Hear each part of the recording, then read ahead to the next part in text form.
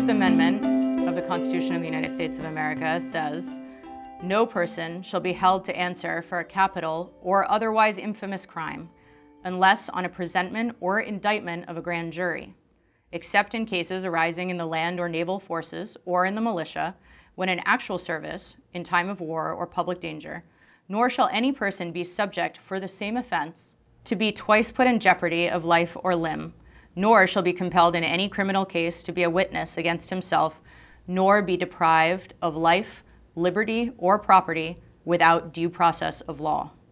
Nor shall private property be taken for public use without just compensation."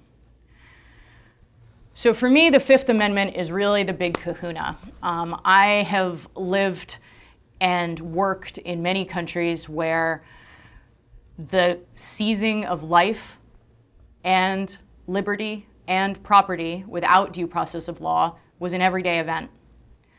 And we fought that kind of tyranny in order to establish this young upstart of a country that we all treasure. And this is not an easy amendment to enforce.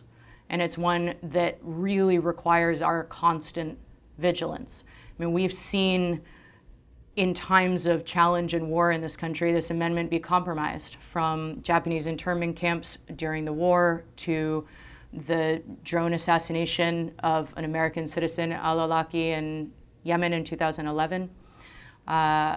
We see extrajudicial killings happen with alarming regularity on the streets of our country in law enforcement contexts.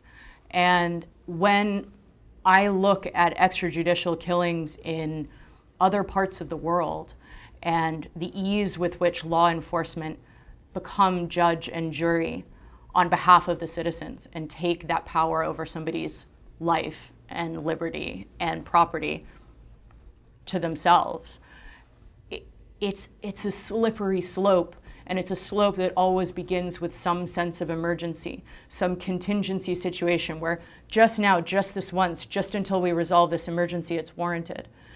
But it is exactly those instances that we have these amendments for. It's very difficult to make the right decision in moments of fear. And that's why we did the thinking in advance.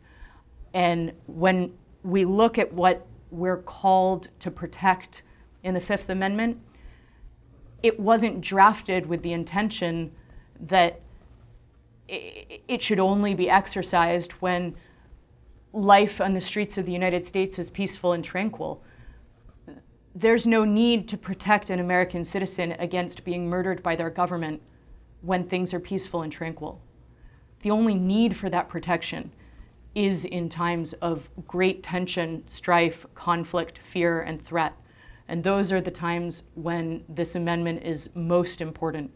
We're in one of those periods of our history right now, and I really believe that it's the duty of every American to honor the beauty and power of that amendment by being constantly vigilant that we enforce it.